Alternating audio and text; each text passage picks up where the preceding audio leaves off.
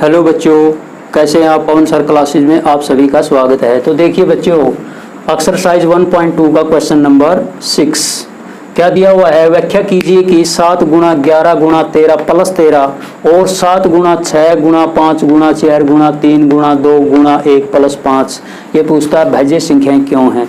तो हमें बताना ये भाज्य संख्याएं क्यों हैं। तो देखिए, सबसे पहले हम बात करेंगे, यहाँ पर दिया हुआ है भाज्य संख्याएं। सबसे पहले हमें पता होना चाहिए जो भाज्य संख्या होती है क्या होती है। भाज्य संख्याएं यानी कि इनको कंपोजिट नंबर कहते हैं। कंपोजिट नंबर भाज्य संख्याएं। तो भाज्य संख्याएं क्या होती हैं। कंपोजिट नंबर ऐसी संख्याएं जिनके दो से ज्यादा, दो से अधिक फैक्टर हों, गुणनखंड हों। देखिए, ऐसी संख्याएं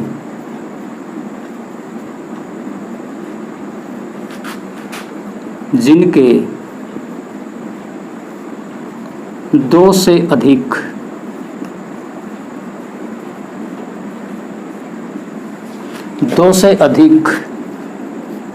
गुणनखंड हों,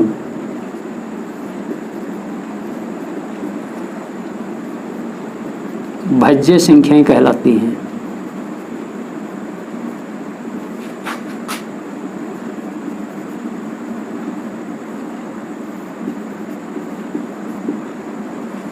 तो देखिए प्यारे बच्चों, भाज्य संख्याएं कंपोजिट नंबर ऐसी संख्याएं जिनके दो से अधिक गुणनखंड हो, भाज्य संख्याएं कह लेते हैं। जैसे हम उदाहरण लें, यहाँ पर देखिए भाज्य संख्या का कोई भी संख्या लेते हैं। जैसे हम यहाँ पर भाज्य संख्याओं का उदाहरण लेंगे। यहाँ पर जैसे लिया 4 हमने, यहाँ पर एक 6 लिया और यहाँ पर एक जैसे हमने ले लिया 15। अगर हम इनकी फैक्टर की बात करें, यहाँ पर देखिए जो 4 एक संख्या दी है, यानी कि इसके फैक्टर की बात करें हम, इसके कितने फैक्टर होंगे। 1, 2 और 4। 4 के जो फैक्टर होंगे, यानी कि 4 1 से डिवाइड होगी, 4 2 से डिवाइड होगी और 4 4 से डिवाइड होगी, यानी कि 4 के फैक्टर होंगे 3। 2 से ज़्यादा हुए इसलिए क्या हुई, कंपोजिट नंबर भाज्य संख्या। अगर हम यहाँ पर बात करें 6 की, तो 6 के जो फैक्टर होते हैं, एक तो एक 2 से डिवाइड हो गया, एक 3 से डिवाइड हो गया और एक 6 से डिवाइड हो गया। तो इस प्रकार से 6 के अगर फैक्टर की बात करें, 6 के गुणनखंडों की, तो 6 1 से डिवाइड है, 2 से डिवाइड होगी, 3 से डिवाइड होगी और 6 से डिवाइड होगी। इस प्रकार से इसके जो अभाज्य गुण, यानी कि इसके जो फैक्टर आए, गुणनखंड आए, यहाँ पर इनकी संख्या कितनी आई, 4। और यहाँ पर जो 4 के फैक्टर थे, इनकी संख्या कितनी थी, 3। अगर हम बात करें यहाँ पर 15 की, 15 के फैक्टर, 15 1 से डिवाइड होगी, 15 3 से डिवाइड होगी, 15 5 से डिवाइड होगी और 15 15 से डिवाइड होगी। इस प्रकार से भी इसके फैक्टर 15 के हुए 4। तो देखिए यहाँ पर जो हमने डेफिनेशन लिखी भाज्य संख्या की कंपोजिट नंबर की, तो कहने का मतलब ऐसी संख्याएं जिनके 2 से ज्यादा गुणनखंडों भाज्य संख्याएं कहलाती हैं। यहाँ पर हमने 4 6 और 15 ये संख्याएं ली थी। तो 4 के जो फैक्टर हैं यहाँ पर 3, 6 के फैक्टर हैं 4 और 15 के फैक्टर हैं यहाँ पर भी 4। तो इस प्रकार से ये 2 से ज्यादा फैक्टर हुए, तो ये क्या हुई, भाज्य संख्याएं। अब हम बात करेंगे इसका अपोजिट, यानी कि अभाज्य संख्याएं। हमें सीखना है, यानी कि चीज़ों का रट्टा नहीं लगाना। अभाज्य संख्याएं, इसको बोलते हैं प्राइम नंबर, अभाज्य संख्याएं। तो देखिए, अभाज्य संख्याओं का जो अपोजिट होता है, यानी कि अभाज्य संख्याएं प्राइम नंबर होता है। अब हम जैसे कोई भी उदाहरण लें, जैसे 2 5 और एक लेते हैं 11। जैसे उदाहरण के तौर पर यहाँ पर अगर हम 2 के फैक्टर की बात करें, 2 के सिर्फ केवल 2 ही फैक्टर होंगे, 1 और एक 2। 5 के फैक्टर की बात करें, 5 का एक फैक्टर होगा और एक खुद 5 ही होगा। अगर 11 की फैक्टर की बात करें, 11 का एक फैक्टर तो सभी का होता है और एक खुद ही 11 पे डिवाइड होगी। तो इस प्रकार से देखिए, हमने 2 5 और 11 ये संख्याएं ली थी, तो 2 के सिर्फ केवल 1 और 2 फैक्टर, 5 के भी 1 और 5 केवल 2 फैक्टर, और 11 के भी 1 और 11 यानी कि 2 गुणनखंड। तो जिसके केवल 2 गुणनखंड हों ऐसी संख्या वो होती है अभाज्य संख्या। तो इस प्रकार से बच्चों हमें इन चीज़ों को अच्छी प्रकार से सीखना है, इनका रट्टा नहीं लगाना, क्योंकि रट्टा थोड़ी देर के लिए होता है। तो अच्छी प्रकार से अगर हम इन चीज़ों को सीख जाएंगे तो हमारे दिमाग में ये चीज़ें लंबे समय तक बैठ जाएंगी। तो देखिए इस प्रकार से अब हम इस क्वेश्चन को कैसे हल करेंगे।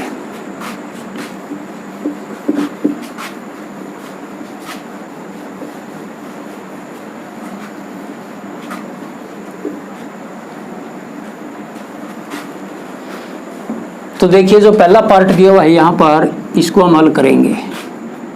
7 गुणा 11 गुणा 13 प्लस 13, पहला जो पार्ट दिया हुआ हमारा, ये देखिए ये क्या पूछता है प्रश्न में, व्याख्या कीजिए कि जो एक संख्या तो ये दी हुई है और एक संख्या अगली, ये भाज्य संख्याएं क्यों हैं, कारण बताना वे क्यों हैं।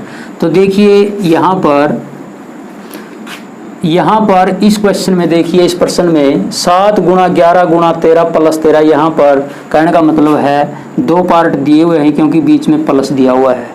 तो इस प्रकार के क्वेश्चन में हमें क्या करना होता है, यहाँ पर देखिए इसमें भी 13 है प्लस में और यहाँ मल्टीप्लाई में भी 13 है, तो 13 कॉमन निकालते हैं। तो 13 कॉमन निकाल लेंगे, इसको 13 से डिवाइड करेंगे, 13 से 13 कट जाएगा कैंसल, 7 गुणा 11 प्लस दिया हुआ है तो 13 को 13 से डिवाइड करेंगे 1।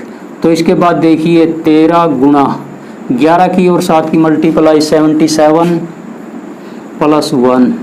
तो कहने का मतलब है 13 गुणा में यानी कि 77 में 1 और जोड़ देते हैं तो कितने हो गए 78। तो यहाँ पर देखिए 13 गुणा में 78 दे रखा है यानी कि 78 दिया हुआ है। अगर हम इस 78 की बात करें फैक्टर की, यहाँ पर 2 से डिवाइड करेंगे, 2 तिया 6, 2 निमे 18, 39, 3 से डिवाइड 13 तिया 39 और 13 एकम 13। तो इस प्रकार से इसके जो फैक्टर होंगे 13, ये तो पहले दिया हुआ था हमने कॉमन निकाल लिया था, और 78 के जो फैक्टर गुणनखंड किए 2 गुणा 3 गुणा 13। तो यहाँ पर देखिए ये है मेन पॉइंट सीखने का, जो रीजन में होगा, कारण होगा भाज्य संख्याएं क्यों है। अब पहले मैंने आपको बताया था, डेफिनेशन बताई थी भाज्य संख्या कंपोजिट नंबर की क्या होती हैं, ऐसी संख्याएं जिनके 2 से ज़्यादा गुणनखंड हों। तो यहाँ पर देखिए हल करने के बाद 1 2 3 4, यहाँ पर जो गुणनखंडों की संख्या है फैक्टर की 4 है, इसलिए यह क्या होनी चाहिए, एक भाज्य संख्या। तो और एक रीजन में और हम लिखेंगे, देखिए यहाँ पर हमने दोनों पार्ट में से 13 जो कॉमन निकाला है, यानी कि यह पूरी की पूरी जो संख्या है 13 से डिविजिबल है, यानी कि 13 से विभाजित है। तो अब हम क्या लिखेंगे इसके कारण में, 7 गुणा 11 गुणा 13 प्लस 13 एक भाज्य संख्या होगी, क्योंकि यह संख्या यानी कि पूरी संख्या है जो 13 से विभाजित है, तो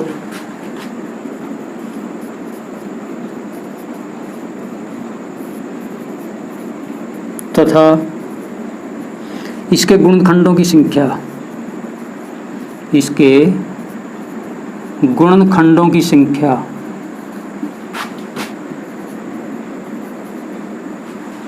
1 2 3 4 है, यानी कि 2 से अधिक है, ये लिखेंगे 2 से अधिक है, इसलिए इसका यही कारण है, यही रीजन है। तो देखिए यहाँ पर जो यह संख्या थी एक भाज्य संख्या होगी, क्योंकि यह संख्या एक तो 13 से विभाजित है तो 13 कॉमन निकाल लेगा, और इसके गुणनखंडों की संख्या है जो 2 से ज़्यादा, इसलिए यह कंपोजिट नंबर भाज्य संख्या है। तो इस प्रकार से इस क्वेश्चन को हम आसानी से कर सकते हैं। अब देखिए इसका जो दूसरा पार्ट दिया हुआ है, इसी प्रकार से इस दूसरे पार्ट को हम करेंगे। तो दूसरे पार्ट में क्या दिया हुआ है, देखिए यहाँ पर 7 गुणा 6 गुणा 5 गुणा 4 गुणा 3 गुणा 2 गुणा 1 और प्लस के 5, 7 6 5 4 3 2 1। तो यहाँ पर भी देखिए प्लस दिया हुआ है, तो इसके भी यहाँ पर 2 पार्ट हैं, एक यहाँ तक और एक यहाँ तक। तो वही तरीका यहाँ पर भी गुणा में 5 दिया हुआ है और प्लस में 5 दिया हुआ है, तो हमें कॉमन निकालना पड़ेगा यहाँ से 5। तो 5 कॉमन निकालेंगे, इस पूरे पार्ट को 5 से डिवाइड करेंगे, 5 से 5 कैंसल, तो क्या बचेगा 7 गुणा 6 गुणा 4 गुणा 3 गुणा 2 गुणा 1 और प्लस 5 को 5 से डिवाइड करेंगे 1। तो देखिए इस प्रकार से अब हम इनकी मल्टीप्लाई करेंगे इस पार्ट की। 7 छीक 42 मल्टीप्लाई 4 तिये 12, 12 दूनी 24, एकम 24 और प्लस में 1। 5 गुणा 42 की और 24 की मल्टीप्लाई, 42 की और 24 की, 4 दूनी 8, 4 जा 16, 2 2 जा 4, 2 4 जा 8, 1008। तो 42 की और 24 की जो गुणा आई 1008 प्लस में 1। तो देखिए यहाँ पर 5 गुणा 1008 में 1 ऐड करेंगे, 1 जोड़ेंगे तो यह होगा 1009। तो देखिए जो पहला पार्ट था सेम उसी तरीके से हमने ये किया है। यहाँ पर 5 कॉमन निकाला, पहले वाले में 13 कॉमन था। तो यहाँ पर देखिए 5 गुणा में 1009, ये जो दोनों के दोनों यहाँ पर फैक्टर आए, यानी कि संख्या 5 और 1009 दोनों प्राइम फैक्टर हैं, यानी कि दोनों अभाज्य संख्याएं हैं दोनों। तो जो यह 1009 संख्या है, ये संख्या देखिए 1000 से लेकर 2000 तक, यानी कि 1001 से 2000 तक जो 1009 हमारी जो संख्या आई, ये 1001 से लेकर 2000 तक 1009 जो ये संख्या है, ये सबसे छोटी अभाज्य संख्या है। तो इसलिए जो 1009 है ये क्या है, एक प्राइम नंबर है, एक अभाज्य संख्या है। और 5 हमें पता है ये भी क्या है, एक प्राइम नंबर अभाज्य संख्या है। अगर हम इसकी यहाँ पर गुणनखंडों की बात करें, फैक्टर की बात करें, देखिए यहाँ पर तो सिर्फ हमें 2 ही फैक्टर दिखाई दे रहे हैं, मगर एक फैक्टर सभी का होता है। तो इस प्रकार से अगर हम इसको हल करना चाहें, अगर हम इसकी मल्टीप्लाई करें यहाँ पर आगे थोड़ा देखने के लिए, समझने के लिए, 5 9 45 और 5 0 0 5045। अब हम 5045 का अगर फैक्टर की बात करें, एक फैक्टर 5, एक फैक्टर 1009 और एक केवल एक फैक्टर जो कल्ला 1 होता है, एक फैक्टर ये सभी का होता है। इसलिए यहाँ पर इसके गुणनखंडों की संख्या आई 3, यानी कि 2 से ज़्यादा। तो वही कारण में हम लिखेंगे। तो देखिए 7 गुणा 6 गुणा 5 गुणा 4 गुणा 3 गुणा 2 गुणा 1 और प्लस 5 एक भाज्य संख्या होगी।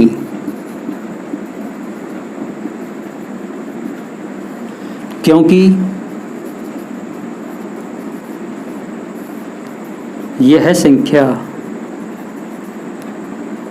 एक तो 5 से विभाजित है, जो 5 कॉमन निकाल जाएगा 5 से विभाजित है, तथा इसके गुणनखंडों की संख्या, इसके गुणनखंडों की संख्या 2 से अधिक है।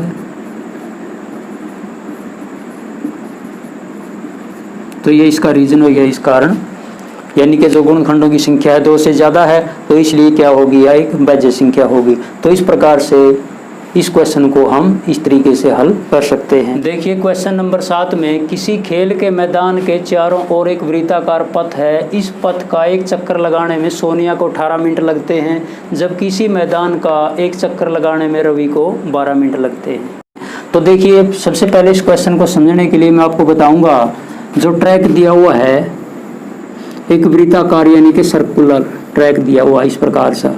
तो देखिए एक ही दिशा में, जैसे इस प्रकार से मानते हैं हम, एक ही साइड है उनकी दौड़ने की, चलने की, इस प्रकार से वो एक साइड में यहाँ पर कोई पॉइंट लेते हैं, यानी कि स्टार्टिंग पॉइंट ए मान लेते हैं, यहाँ से वो दौड़ना शुरू करते हैं। यहाँ पर देखिए दो के नाम दिए हुए हैं, एक तो है सोनिया और एक यहाँ पर दिया हुआ है रवि। तो देखिए यहाँ पर सोनिया और एक नाम दिया हुआ है यहाँ पर रवि। इस पथ का एक चक्कर लगाने में सोनिया को 18 मिनट लगते हैं। जो सोनिया है ये एक चक्कर में 18 मिनट लेती है, 18 मिनट का समय दिया हुआ है, और रवि इसमें लेता है 12 मिनट। मान लीजिए वही कह रहा है कि एक ही दिशा में वो दौड़ना शुरू करें और एक ही स्थान से वो दौड़ना शुरू करें, तो बताइए नुगैर कितने मिनट के बाद दोबारा जहां से इन्होंने दौड़ना शुरू किया था इसी स्थान पर आकर मिलेंगे। तो कम से कम मिनिमम टाइम बताना है हमें। तो देखिए इस प्रकार के क्वेश्चन को हल करने के लिए, ये टाइम से रिलेटेड क्वेश्चन है, समय से संबंधित क्वेश्चन है, तो इस प्रकार के क्वेश्चन को हल करने के लिए हमें क्या निकालना होता है, मिनिमम टाइम, यानी कि कम से कम समय। और कम से कम में क्या निकालना होता है, एलसीएम फाइंड आउट करना होता है। तो 18 और 12 का एलसीएम फाइंड आउट करेंगे हम। तो देखिए पहले इस क्वेश्चन को मैं सीधा समझाऊंगा आपको। यहां पर देखिए सोनिया और रवि, इसको 18 मिनट लगते हैं, इसको 12 मिनट लगते हैं एक चक्कर लगाने में। सोनिया यहां से चली, एक पूरा चक्कर किया, यानी कि यहां तक इसने 18 मिनट में। तो पहला चक्कर इसका सोनिया का 18 मिनट का होगा, दूसरा चक्कर फिर 18 का यानी कि 36 का होगा। तो इस प्रकार से देखिए यहाँ पर जो रवि है वो तेज दौड़ता है, ये 18 मिनट लेती है एक चक्कर में, रवि 12 मिनट लेता है। तो कहने का मतलब है इसका पहला चक्कर 12 मिनट का होगा, दूसरा चक्कर 12 दूनी 24 और तीसरा चक्कर होगा इसका 36 मिनट का। तो इस प्रकार से देखिए यहाँ पर जो इक्वल संख्या है, यानी कि यहाँ पर से जो कॉमन आया हमारा दोनों का, वो आया 36, यानी कि मिनिमम टाइम कम से कम, यानी कि वो 36 मिनट के बाद मिलेंगे। तो ये तो था सीधा समझने का तरीका, हम इसको ऐसे भी निकाल सकते हैं, मगर हमने परीक्षा के अंदर, एग्जाम के अंदर पूरा हल करना है। तो देखिए इस प्रकार के क्वेश्चन को 18 और 12 का अब हम क्या निकालेंगे, यानी कि एलसीएम। एलसीएम देखिए यहाँ पर 18 और 12 के फैक्टर करते हैं सबसे पहले। तो 18 2 से डिवाइड, इवन नंबर है, 2 में 18, 3 3 जा 9 और इस प्रकार से। तो 2 6 जा 12, 2 3 जा 6 और 3 1 जा 3। तो देखिए यहाँ पर 18 के जो फैक्टर है 2 गुणा 3, इसको लिख सकते हैं 2 गुणा 3 की पावर 2। और यहाँ पर जो 12 के फैक्टर दिए हुए हैं, 12 के गुणनखंड 2 गुणा 2 गुणा 3, तो कहने का मतलब 2 की पावर 2 गुणा में 3। तो देखिए यहाँ पर एलसीएम में क्या लेना होता है, मैंने पहले क्वेश्चन में बताया था, बड़ी पावर बड़ी घात। यहाँ पर देखिए 2 की पावर 1, यहाँ पर 2 की पावर 2, तो बड़ी पावर 2 की पावर 2 लेनी है। यहाँ पर 3 की पावर 1 और यहाँ पर 3 की पावर 2, तो 3 की पावर 2 लेनी है। तो इस प्रकार से 2 की पावर 2 यानी कि 4 और 3 की पावर 2, 9 9 की और 4 की मल्टीप्लाई 36 मिनट। तो जैसे हमने यहाँ पर समझने के लिए किया था। तो अब हम क्या लिखेंगे, वे दोनों 36 मिनट के बाद, वे दोनों 36 मिनट के बाद पुनः मतलब दोबारा उसी स्थान पर मिलेंगे, उसी स्थान पर मिलेंगे जहां से उन्होंने चलना शुरू किया था।